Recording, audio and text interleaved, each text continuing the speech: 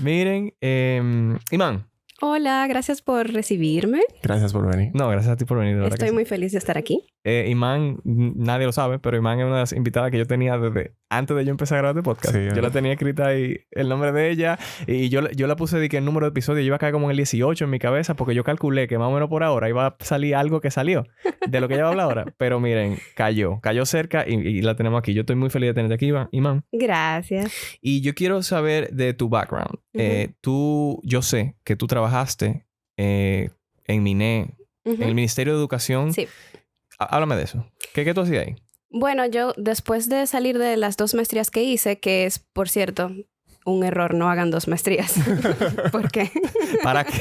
¿Para qué? No hay necesidad. Después de yo salir de esa experiencia, yo regresé al país y conseguí trabajo en el Ministerio de Educación, trabajando en un nuevo currículum de educación sexual, que fue perfecto porque eso era lo que yo quería hacer, trabajar en política sexual y en educación sexual de República Dominicana. Y fue una experiencia súper bonita. Yo trabajé ahí unos años, bueno, como 2 años o algo así. Y allá estábamos desarrollando un currículum nuevo de educación sexual en el que hicimos un plan piloto con unos 26 liceos de Santo Domingo Oeste.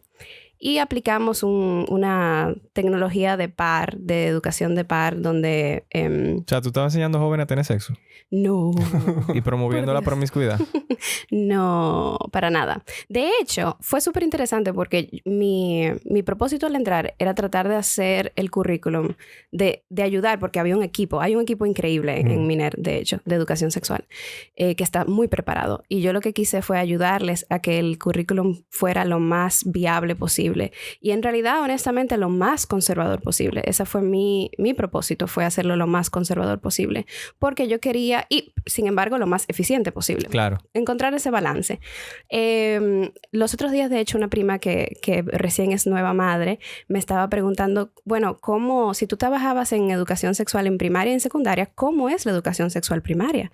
Y yo le decía, bueno, primero es acorde con la edad, acorde con el desarrollo psicológico de cada persona, de cada edad. Y en realidad se empieza por lo básico. O sea, cuando hablamos de educación sexual, hablamos de enseñarles a los niños y a las niñas cuáles son los nombres de su cuerpo, cuáles son los derechos que tienen específicamente para niños y niñas que no debe tocarlo ni tocarla ninguna persona adulta. Que ese es uno de los propósitos. Es uno de los propósitos principales de la educación sexual. Es la prevención de abuso sexual infantil. Y eso es lo que mucha gente no entiende. Es que Que los niños no deberían de estar ni siquiera pensando en sexo a esa edad. Ok, pero ellos están rodeados de adultos que sí están pensando en sexo. Sí, exacto. Y no, de hecho, por ejemplo, la educación sexual primaria específicamente no comienza hablándoles de sexo. Simplemente comienza diciéndole, estos son tus partes privadas y estas partes no pueden ser tocadas por una persona adulta. Es inapropiado que sean tocadas. Me llega a la mente un cuento que no tiene mucho que ver con lo que estamos hablando exactamente, pero un niño de una amiga que él estaba haciendo un show y llorando y gritando que no le toquen su parte a la nana que lo tenía que bañar. Y es súper... A mí me parece muy lindo. Porque como que, mira, él le está enseñando. Y parte de eso es eso. Como que el niño se sorprende y diga, no, espérate. A mí tú no me tienes que estar poniendo la mano. Y que la mamá le explique, no, espérate. Ella sí por esta razón. Exacto. Y como que se educa en esa parte. Me encantó recordar eso. Perdón. Sigue hablando. No, exactamente. Y así debemos serlo. Porque las personas tenemos derecho de crecer sabiendo que nuestro cuerpo es de nosotros. Y que nadie lo debe de tocar si nosotros no queremos. Y más cuando el abuso sexual infantil, como todas las personas que escuchan saben lo grave que es el tema de abuso sexual infantil. Y que cada quien tiene la autoridad sobre su cuerpo. Exactamente. Entonces, la educación sexual primaria comienza así. Por ejemplo, le comenzábamos a explicar que todos los seres vivos se reproducen de alguna manera. Entonces, ellos, por ejemplo, cosas simples como dibujar un leoncito al lado del león, para que entiendan el proceso de pubertad, de cómo un cuerpo pasa de ser pequeño a ser grande, de los cambios que pasa en su cuerpo, de que estén preparados para los nuevos olores y el nuevo vello corporal, todos estos cambios para la menstruación, que es muy importante. Entonces yo creo que hay mucha desinformación y como monstruos, como el cuco debajo de la cama, cuando piensan en educación sexual y piensan como que vamos a comenzar a repartir condones y para nada. Claro. De hecho, en el currículum que trabajamos en el MINER, inclusive incluyendo educación secundaria, nunca hablábamos de preservativos ni de anticonceptivos, porque, otra vez, lo estamos tratando de hacer lo más conservador posible. Y lo que hicimos fue que hablábamos, por ejemplo, de plan de vida, que es una de las cosas que son más importantes trabajando con educación sexual aquí en el país, porque lo que mucha gente no sabe o no entiende es que la gran mayoría de embarazos adolescentes en República Dominicana ocurren porque hay niñas que quieren quedar embarazadas, porque hay hombres adultos que las seducen y les prometen que si quedan embarazadas se van de su casa y se van con él a vivir para siempre. Exacto. Y el amor hermosísimo. Entonces, si tú estás viviendo en una situación de hacinamiento, ¿verdad? En pobreza, y un hombre te está diciendo que te va a sacar de ahí, claro. Y no te gusta tu profesora de matemática. ¿Tú entiendes? O sea, son niñas. Y se le vende que la única manera de ellas tener respeto en la sociedad es siendo madres o siendo esposas. Sí. Entonces, ¿y por qué no serlo lo más rápido que pueda? Exactamente. Y lo triste es también que en los hogares también, muchas veces, en esos hogares que pasa, o promueven o apoyan o aceptan esa situación. Exactamente. Claro, porque tú como padre pobre, por ejemplo, tú no quieres tener un hijo ahí metido todo el resto de su vida. Y tal vez tú tienes configurado un ching en la cabeza que desde que ese muchacho se va con una gente, ya lo van a mantener y va a estar bien, va a estar bien.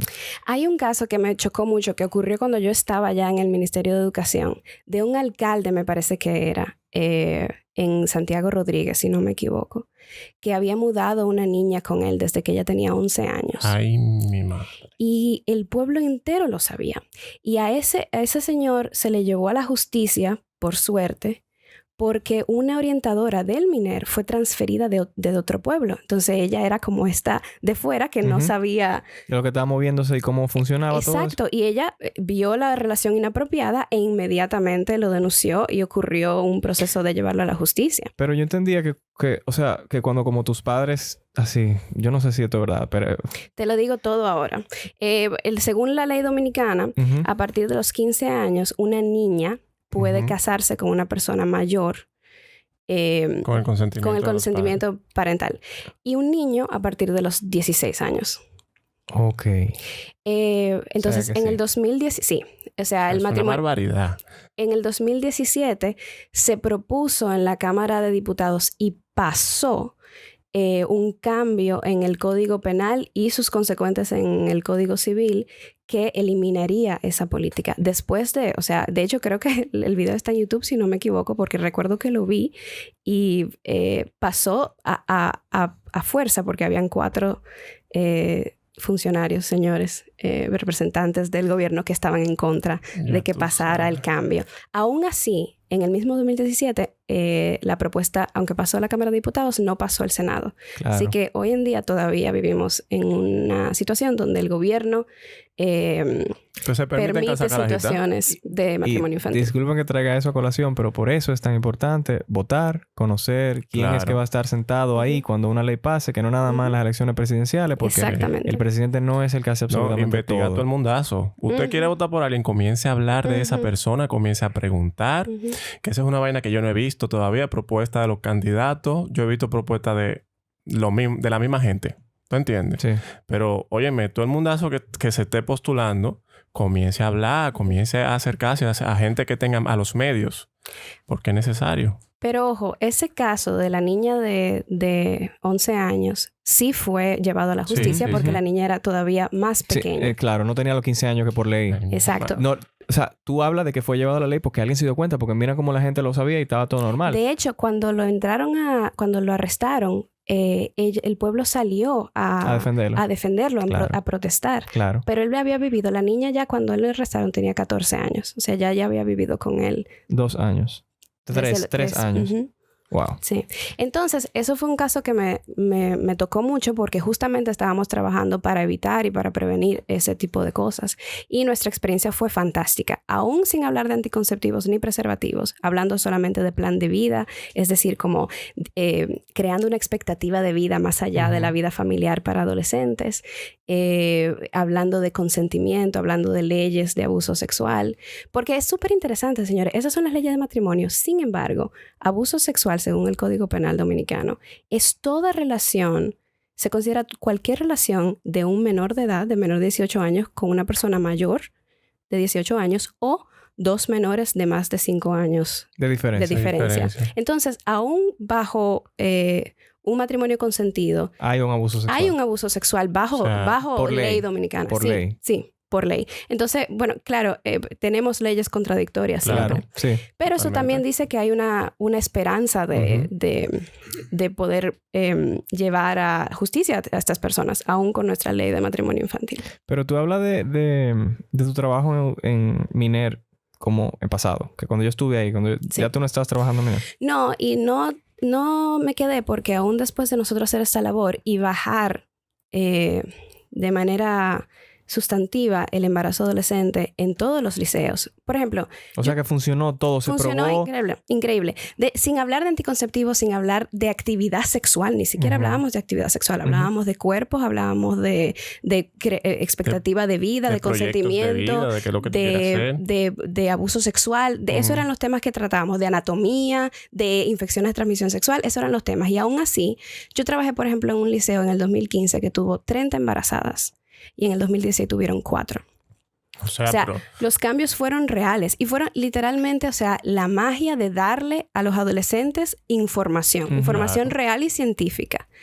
Y aún así, y entendiendo que, o sea, reducir embarazo adolescente en este país implica reducir el ciclo de pobreza como un 30% según el Banco Internacional de Desarrollo. No solamente eso, también la mortalidad de las adolescentes. La mortalidad materna, la mortalidad neonatal. O sea, estamos hablando de un grupo de problemas sociales que la educación sexual puede resolver. Y aún así, pues no había voluntad política y sentimos sí ciertamente la influencia de grupos de iglesia. No quiero decir la iglesia porque a mí me molesta que hay mucha gente creyente que no tiene por qué estar de acuerdo con estas barrabasadas que hacen ciertos grupos de la iglesia. Okay. Entonces, ciertos grupos de iglesia con dinero, con mucho dinero y tratando de vender un programa de educación sexual muy específico de una organización de extrema derecha latinoamericana que se llama Alianza por la Vida, que de hecho manda militantes a los diferentes países. A los diferentes países. Y hay varias personas en el Ministerio de Educación de Alianza por la Familia. Por esas influencias son que nuestro programa no pasó, pero tampoco pasó el otro. El punto era mantenerlo en neutro, claro, ¿verdad? Claro. Porque no pasó ni el de nosotros ni el de ellos. Porque lo que está ahora, tal vez no es lo que ellos quieren, pero está mucho mejor que lo que tú querías proponer. Lo que está ahora es que sigan teniendo muchachos. Exacto. Eso es lo raro, porque honestamente a todo el mundo le conviene. No entiendo bueno, no. Mi ser ingenua y optimista no entiende por qué la gente no quisiera reducir el embarazo adolescente y darles a los adolescentes información. Pero para que ustedes sepan, por ejemplo, cuando yo vi los libros que esos grupos de la iglesia mandaron al Ministerio de Educación, que en ese momento estaba siendo liderado por el señor Andrés Navarro, que está todavía en el ojo político y tiene aspiraciones a la presidencia. Los libros que ellos mandaron son de verdad como puramente chocantes para mí.